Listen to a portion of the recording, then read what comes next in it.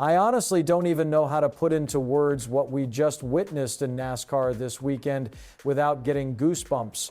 Seriously, this was one of those race weekends that reminds you precisely why you fell in love with this sport in the first place. Because in a matter of moments, we saw something that made you leap off the couch, and then later something that hits you right in the heart emotionally. And the craziest thing about it is we have two completely different stories emerging from the same race weekend. One that is pure car control madness, and another that is straight up heart resilience and legacy. And believe me, both of these stories NASCAR fans are going to be discussing for a very long time. So stay with me because we're going to break down both of these moments the way real fans do. And hey, real quick, if you're a true NASCAR fan like me, go ahead and drop a like and subscribe to the channel. We're just getting started here at Daily NASCAR, trying to hit that first 1,000 subscribers. So if you love this sport for real, you're in the right spot. Let's dive into the first story because I still can't wrap my head around what I watched. We're talking about one of the most insane saves of the season, maybe even one of those moments that ends up living in highlight reels for years to come. Early in the race at Las Vegas, Shane van Gisbergen gets shoved up the track and then everything just goes sideways, literally. He makes contact with Erik Jones and instantly it looks like it's completely over. The car snaps loose. He's sliding across lanes, traffic everywhere. The kind of moment where you're already bracing yourself for a massive wreck, but somehow he hangs on to it, and it doesn't even end there. While he's trying to gather it back up, Chase Briscoe comes flying through on the bottom, and that could have easily made the situation even worse. But instead, that moment actually helps straighten the car out. I'm telling you that right there is pure driver instinct. That's not luck. That's elite level car control. And the craziest part is he keeps going like nothing even happened.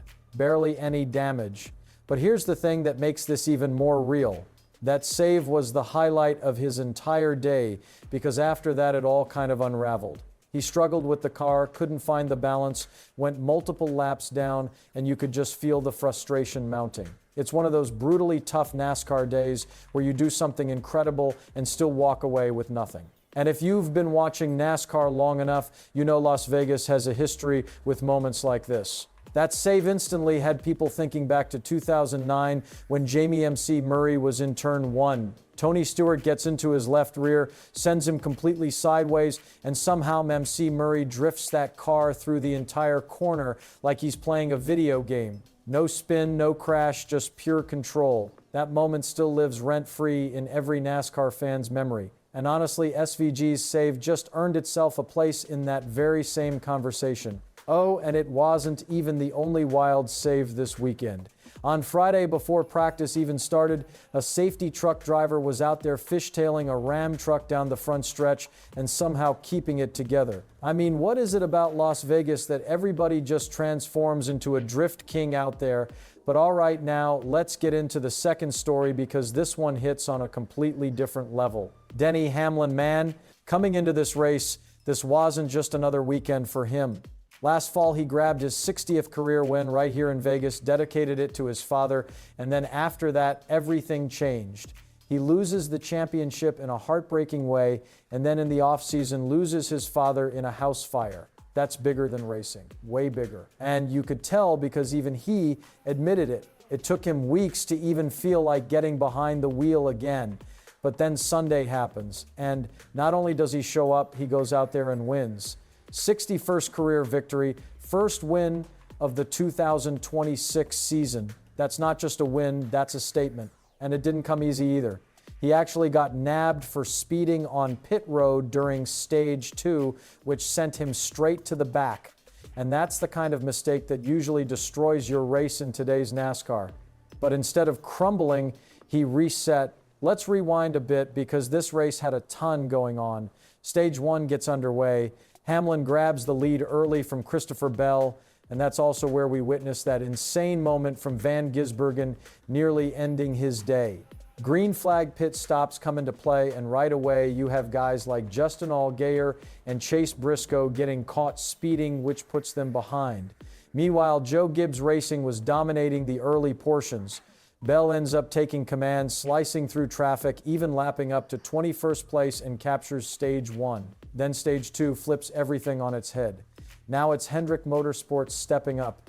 But here's where it gets chaotic. Both Ty Gibbs and Hamlin get caught speeding and get sent to the back of the field.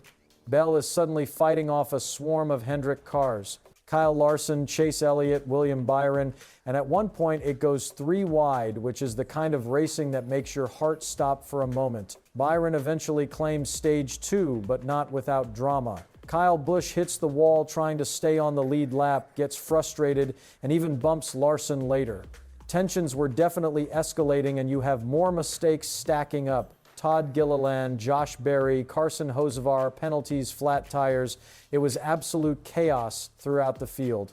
Then we arrive at the final stage. This is where Hamlin just flips the switch.